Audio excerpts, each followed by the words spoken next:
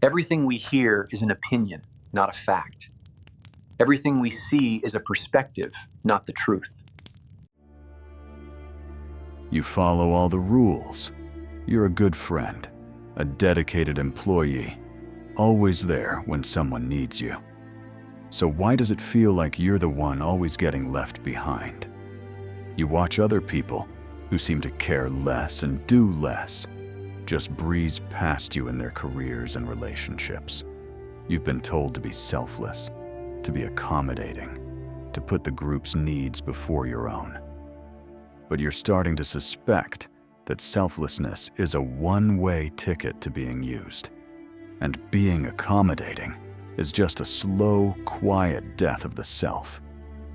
There's this quiet, gnawing frustration, isn't there? A sense that the game is rigged, and the very virtues you were taught to hold dear, kindness, loyalty, generosity, are being turned into weapons and used against you. You give and you give, only to find that your own well is bone dry. You're living for an audience that doesn't seem to be watching, and the applause is never for you. There's an ancient warning, a brutal truth from a man who understood power better than almost anyone in history. Niccolò Machiavelli. His message, screaming across 5 centuries, is simple, stark, and terrifyingly relevant. He warns that in a world driven by self-interest, passivity isn't a virtue, it's a choice to be dominated. This isn't a lesson in becoming a tyrant.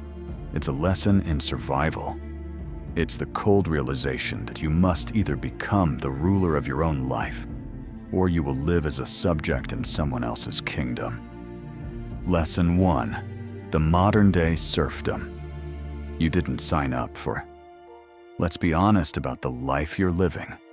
Does it really feel like your own? Or does it feel more like a long list of obligations?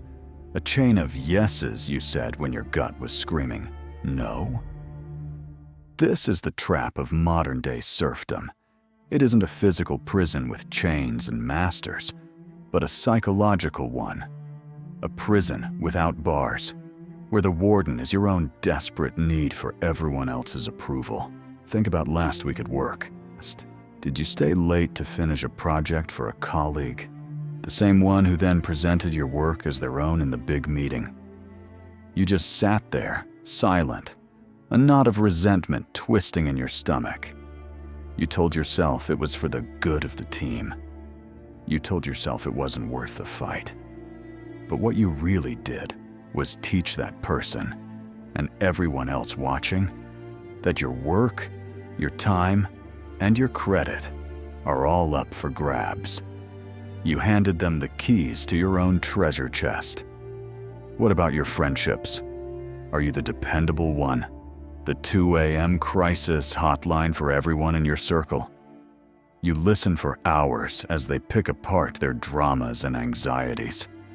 You give your advice, your comfort, your energy. But when your world starts to crack, when you send that hesitant text reaching for help, you get silence. Or worse, a quick, dismissive reply before they turn the conversation right back to themselves.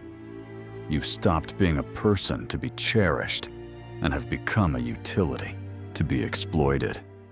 Your relationships aren't reciprocal, they're parasitic. And in your most intimate relationships, with the person you share your life with, do you feel yourself constantly shrinking? Swallowing your opinions to avoid a fight?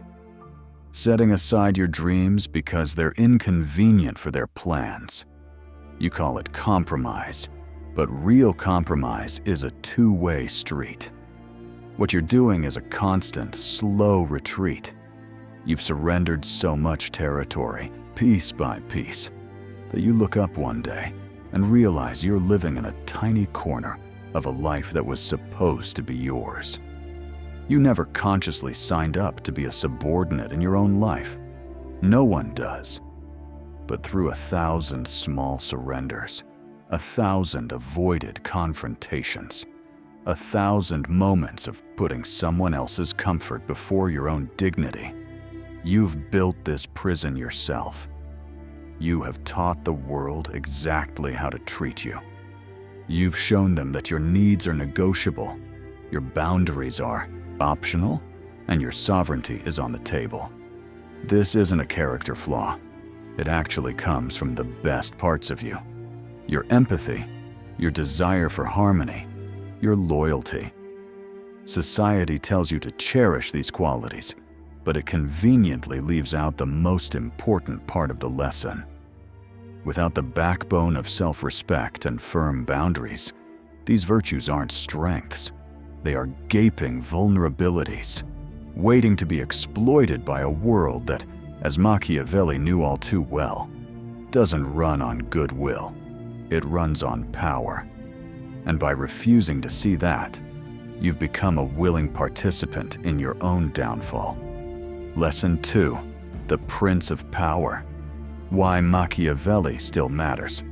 When you hear the name Machiavelli, what pops into your head? Deception? Cruelty?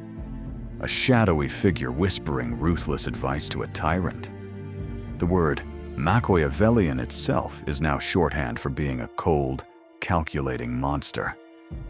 But if you dismiss him as just a teacher of evil, you miss the most powerful warning he ever gave. Niccolò Machiavelli wasn't a philosopher dreaming about how the world should be. He was a political scientist dissecting how the world is. He laid out the anatomy of power with the cold, detached precision of a surgeon, exposing the uncomfortable truths we're all taught to ignore. His core idea, the bedrock of his thinking, is what's known as universal egoism. Machiavelli saw that at their core, human beings are driven by self-interest. He wrote that people are ungrateful, fickle, simulators and deceivers, avoiders of danger, greedy for gain. This isn't just a cynical rant, it's a clinical diagnosis. People will almost always act in ways that benefit them.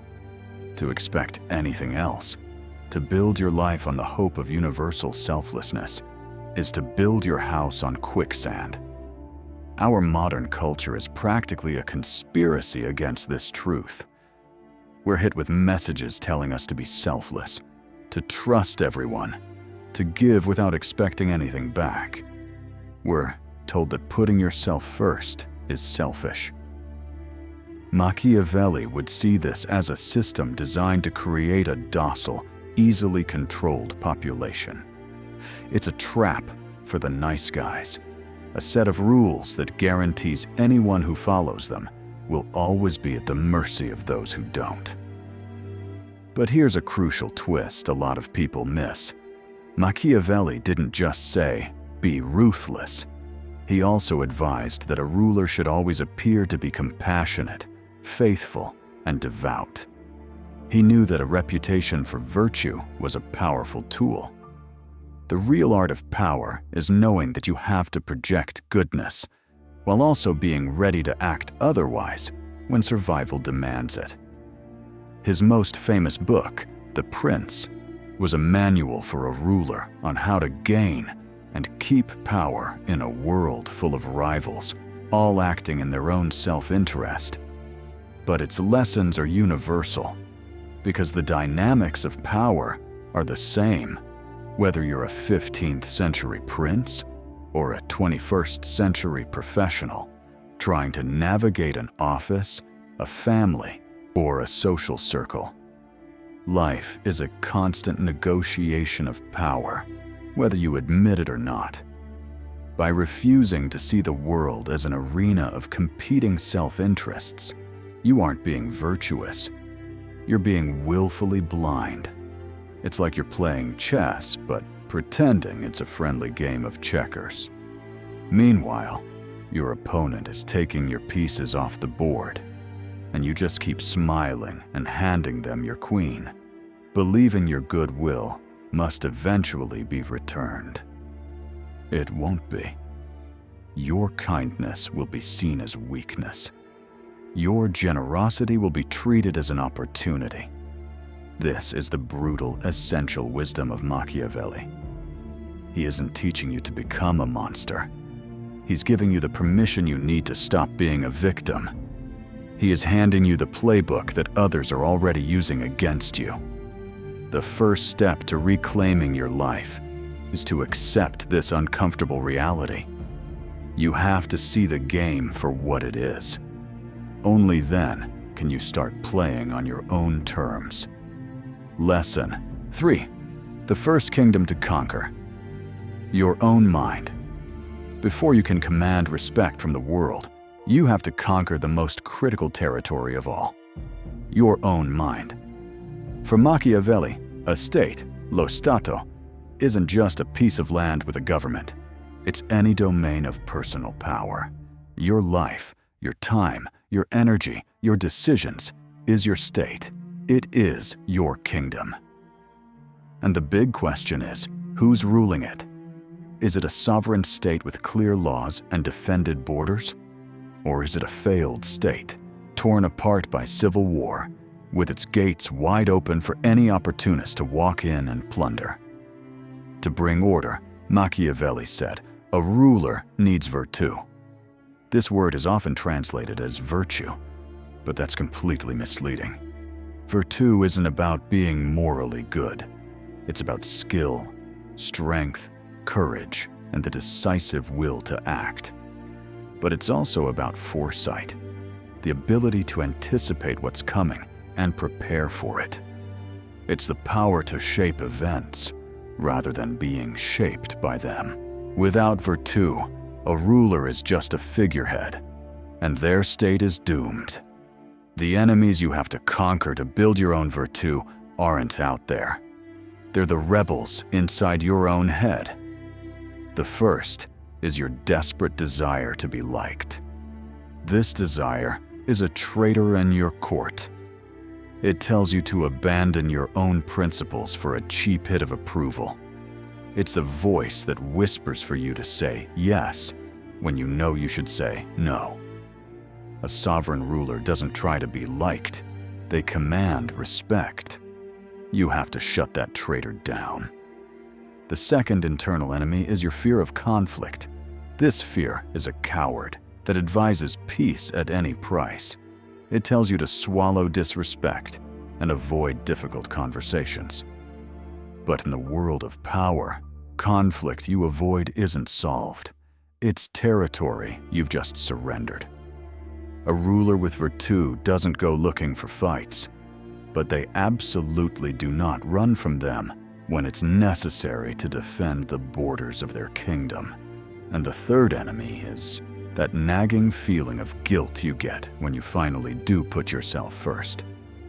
This guilt is a saboteur, planted in your mind by a lifetime of social conditioning. It hisses that you're being selfish. But this guilt is a lie.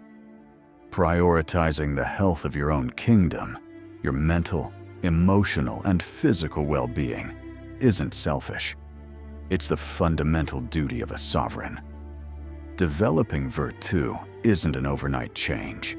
It's built through small, consistent acts of self-sovereignty. It starts when you make one decision based on your own judgment, without polling all your friends for validation. It grows when you set one small, reasonable boundary. I don't answer work emails after 7 p.m., and you actually stick to it. It gets stronger every time you say a calm, firm no to something that drains you without feeling the need to give a 10-minute apology. These small acts are like training an army. Each one builds your capacity for decisive action. Each one reinforces the message to yourself and to the world that you are the one in charge of your life. Lesson 4. The Machiavellian Guide to Relationships. Power, love, and fear. Nowhere are power dynamics more intense or more invisible than in our personal relationships. We wrap them up in the language of love and friendship, pretending they're safe zones from the harsh realities of the world. Machiavelli would call that a dangerous fantasy. Every relationship is a negotiation of needs, a dance of power, and an establishment of who leads and who follows. Think about one of his most fundamental principles. The one who needs less controls more. This is a brutal but undeniable truth. The person in any relationship who is more emotionally self-reliant, whose self-worth isn't hanging on the other's approval, holds the power.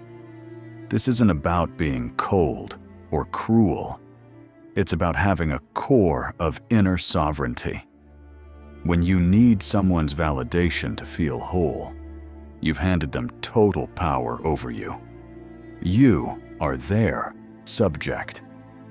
A sovereign individual, on the other hand, chooses to be with someone. They desire them, they love them, but they don't need them for survival. That independence is what commands respect. Machiavelli would also point out how critical the beginning of any relationship is. Initial concessions set the power balance for the long haul. In the early days of a romance or friendship, you're tempted to be endlessly accommodating. You cancel your plans for them. You adopt their hobbies. You silence your own preferences. You see it as building harmony. Machiavelli would see it as a strategic disaster.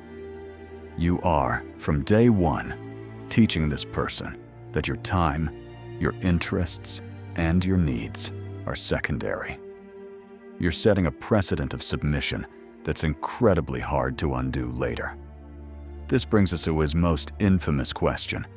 Is it better to be loved or to be feared? The common take is that he just said, be feared. But that's not the whole story. What he actually said was that it's best to be both. But since that's difficult, it is much safer to be feared than loved. Now let's translate fear for modern relationships. This isn't about making someone cower in terror. Let's reinterpret it as the fear of loss. It's about consequence. A person who is only loved can be taken for granted. Their love is seen as unconditional, a constant resource that will always be there no matter how they're treated. But a person who is also respected or feared is someone whose presence is not guaranteed. The other person understands there are lines that can't be crossed. They know that consistent disrespect or neglect will lead to the end of the relationship. That fear of losing you is what forces respect. It's what makes them value you. Love makes them enjoy your presence. Fear of loss makes them appreciate it. How do you cultivate this healthy fear? Not with anger or threats. You do it through the calm enforcement of boundaries. When a line is crossed, you don't explode. You calmly create distance. You withdraw your energy, your attention, your investment. You show with your actions, not just your words, that unacceptable behavior results in losing access to you. It's not a game. It is the clearest communication possible. It is teaching them the price of disrespect, while also ensuring that you avoid their hatred, which Machiavelli warns is destructive. Lesson 5. The Corporate Prince, Ascending the Career Ladder. The modern workplace is basically a Medici court. It's a jungle of ambition, shifting alliances, and clashing self-interests, all hiding behind a thin mask of corporate buzzwords and professional courtesies. To think that your career will advance based on hard work alone is a sweet but dangerous delusion. Hard work gets you in the door, but it doesn't guarantee you a seat at the table. To rise, you have to think like a Machiavellian prince. Your first lesson is to master the dual nature of the fox and the lion. The lion represents strength and decisiveness. This is the you that takes ownership of your work, speaks with authority, and isn't afraid to state your ambitions. The lion is what stops you from being pushed around.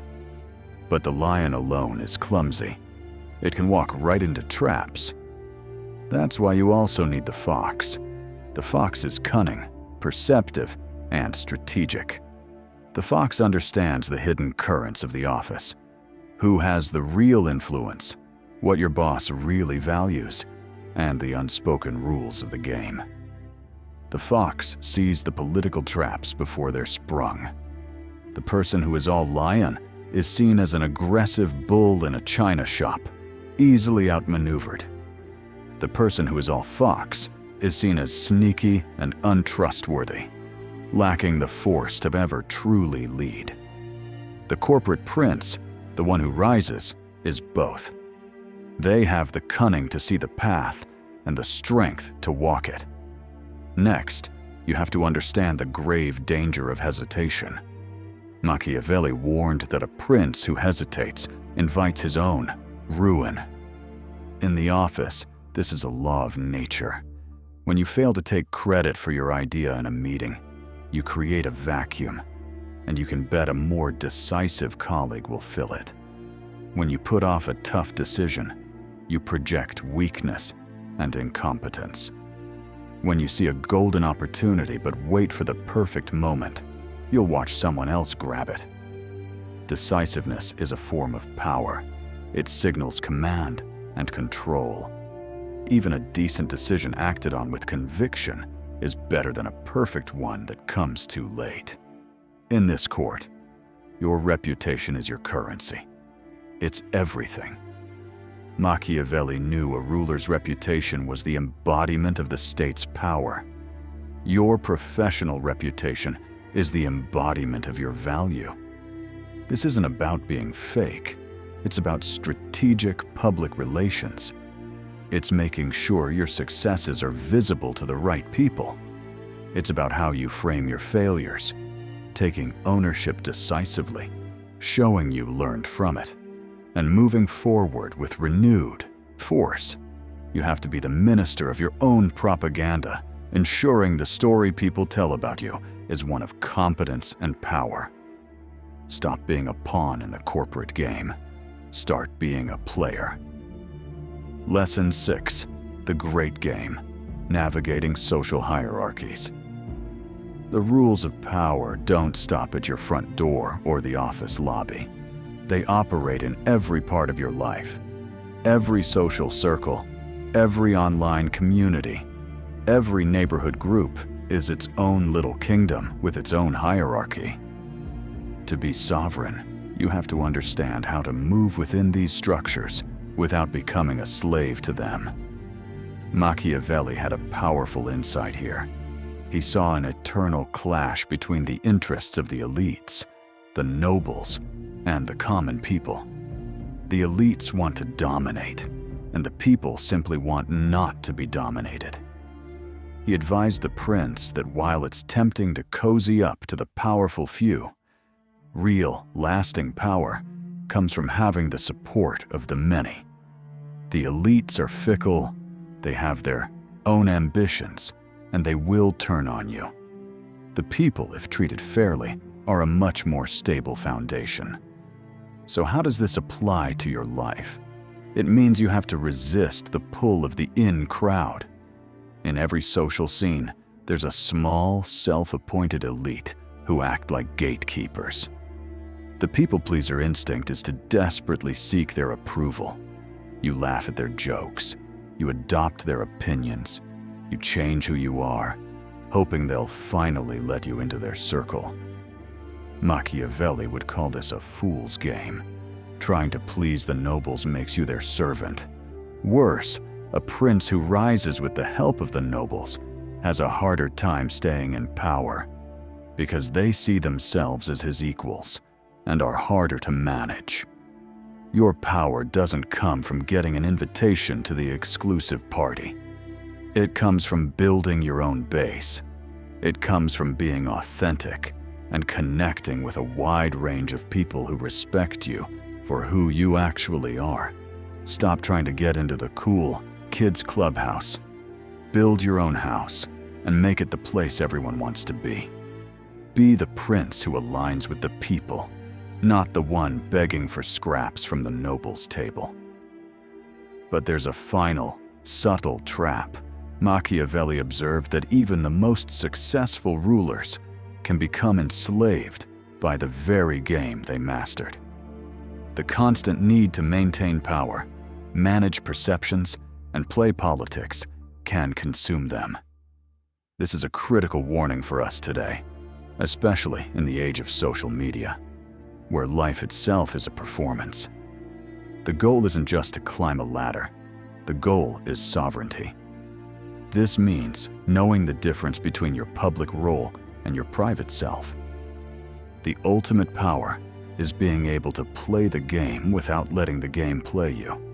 It's the ability to wear the mask when you have to, but never forgetting the real face underneath. You can engage with the hierarchies. You can understand the rules of power, but your final loyalty is to your own sovereign self. You're playing the long game, and the prize isn't social status. It's a life lived with authentic, unbreakable freedom. You're standing at a crossroads. One path is familiar. It's paved with the good intentions of people who chose approval over authenticity. It's the road of accommodation, and it leads, slowly but surely, to a life where you are a secondary character in your own story. The other path is darker and less traveled. It's the one lit by Machiavelli's brutal but honest truth. It demands you see the world as it is, not as you wish it were. It requires you to acknowledge the engine of self-interest in others and, crucially, to grant yourself permission to act on your own. It's a path that will demand you be decisive when you want to hesitate and to value respect over being liked. This isn't a path to becoming a monster. It is the path to becoming the ruler of your own life. It's the journey towards self-respect, real autonomy, and the profound dignity that comes from refusing to be a pawn in anyone else's game. It is about building a kingdom of the self so strong and so true that no outside force can ever truly conquer it. The choice is made every single day, in every single interaction. Continue to serve others at your own expense, or claim the power that is rightfully yours. Be the architect of your own life, or you will be a character in someone else's story. Rule or be ruled.